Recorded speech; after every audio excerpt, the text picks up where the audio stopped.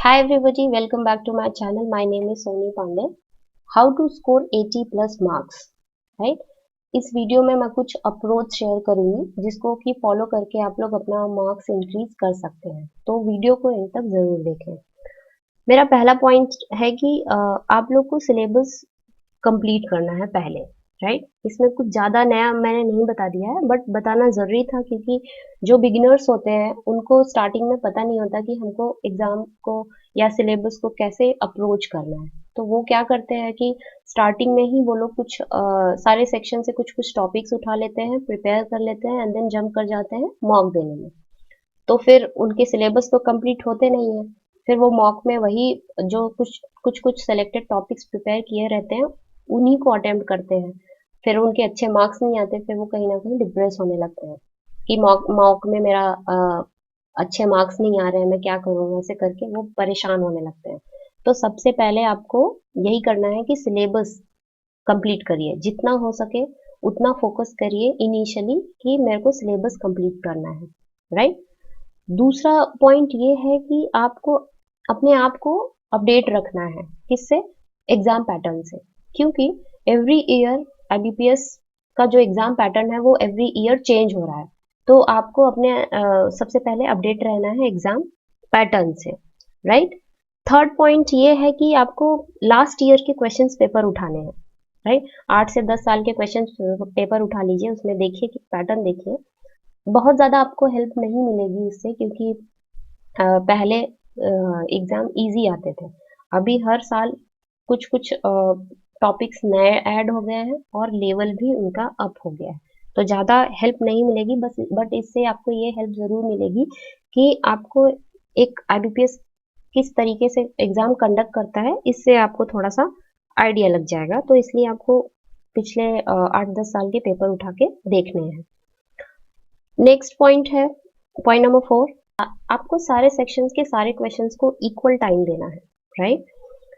इससे ये होगा कि आपको एक वे मिल जाएगा वेरियस सेक्शंस को पास करने के लिए कि हमको जो सारे सेक्शंस हैं उसको कैसे क्लियर करना है। इससे आपको एक ये आइडिया मिल जाएगा। तो आपको सारे सेक्शंस के सारे क्वेश्चंस को इक्वली देखना है। ऐसा नहीं कि एक आपका सेक्शन, सपोज आपका रीजनिंग स्ट्रांग है तो आप रीजनिंग वाले सेक्शंस को लेकर के बैठ गए कि इससे तो मैं 30-40 क्वेश्चंस अटेम्प्ट कर लूंगा, राइट? तो ऐसा नहीं करना है, आपको सारे सेक्शंस को अच्छे से टाइम देना है। ओके।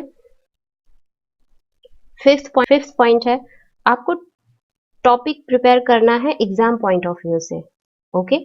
बहुत ज्यादा डीप में जाकर के टॉपिक को प्रिपेयर करने की जरूरत नहीं है। ओके। आप टॉपिक उठाइए और देखिए कि कैसे किस लेवल के इस टॉपिक पे किस लेवल के क्वेश्चंस आ रहे हैं, राइट? उसके अकॉर्डिंग आप प्रिपेयर करिए। क्योंकि आप कोई भी टॉपिक उठा लेंगे, आप उसको डीप में प्रिपेयर करने में लग जाएंगे तो अननेसेसरी आपका टाइम वेस्ट होगा और उसका कोई मतलब नहीं है, राइट? तो आप एग्जाम पॉइंट ऑफ व्यू से वो टॉपिक प्रिपेयर करिए, राइट? Point number 6। आपका जैसे ही सिलेबस कंप्लीट होता है, जैसा कि मैंने पॉइंट नंबर 1 में बोला था कि सबसे पहले आपको सिलेबस कंप्लीट करना है, राइट? अब जैसे आपने सिलेबस आपका एक बार कंप्लीट हो गया, अब आपको क्या करना है? सिर्फ और सिर्फ मॉक पे फोकस करना है, राइट? तो आप डेली उठते हैं फ्रेश माइंड से, आपको एक मॉक उठा लेना है और वो मॉक अटेम्प्ट करना है, राइट? Full length mock. जैसे ही आपका सिलेबस कंप्लीट हो जाता है, राइट? पहले मैंने पिछले वीडियोस में बताया मैंने कि आपको टॉपिक वाइज मॉक देने हैं, राइट? तो आपका जैसे सिलेबस कंप्लीट हो जाता है, फिर आपको क्या करना है? डेली एक फुल लेंथ का जो मॉक होता है वो देना है, राइट? वो देने के बाद आपको एनालाइज करना है मॉक को। इससे आपको बहुत ज़्यादा हेल्प ये मिलेगी कि आप सपोज आपने सिलेबस कंप्लीट कर लिया, अब जब आप फुल लेंथ का मॉक देंगे देन उसमें देखेंगे कि हाँ ये टॉपिक मेरा वीक है और ये टॉपिक मैं अटेम्प्ट करने में काफ़ी टाइम ले रहा हूँ। देन आपको इससे एक सिस्टमेटिक प्लान इससे आप बना सकते हैं कि हाँ मेरा ये टॉपिक वीक है तो मुझे इस पे इतना टाइम देना है, राइट? तो 1 घंटे जैसे उस टॉपिक को दे दिया और 2 घंटे दे दिया। मैं एक एक पॉइंट और बोलूंगी कि किसी भी सब्जेक्ट को, जैसे या सेक्शन को, सपोज इंग्लिश हो गया, रीजनिंग हो गया, क्वांट हो गया, इसमें आपको मेरा एक कहना ये है कि आप लोग, जैसे सपोज आप क्वांट उठाते हैं, राइट, तो इसको 1 घंटे दीजिए। 1 घंटे से ज्यादा मत दीजिए, क्योंकि आप अगर 1 घंटे से ज्यादा देने लगेंगे तो फिर आपको कुछ टाइम के बाद बोर होने लगता है, और फिर उस सब्जेक्ट में इंटरेस्ट बनाना बहुत प्रॉब्लमेटिक हो जाता है। तो कोई भी सेक्शन को आपको 1 घंटे से ज्यादा नहीं देना है। आपने उठाया रीजनिंग, सपोज 1 घंटे पढ़ा, फिर बीच में ब्रेक लिया, देन मॉक को एनालाइज कर रहे हो, तो इस तरीके से आप प्रॉपर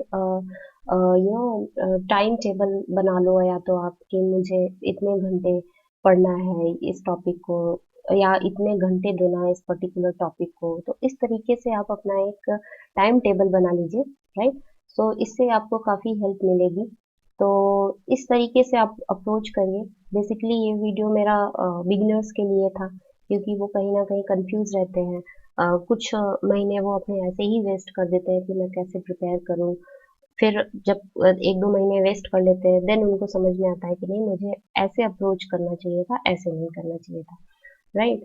तो बेसिकली ये वीडियो उन्हीं लोगों के लिए था। आई होप आप लोग को ये वीडियो पसंद आया हो।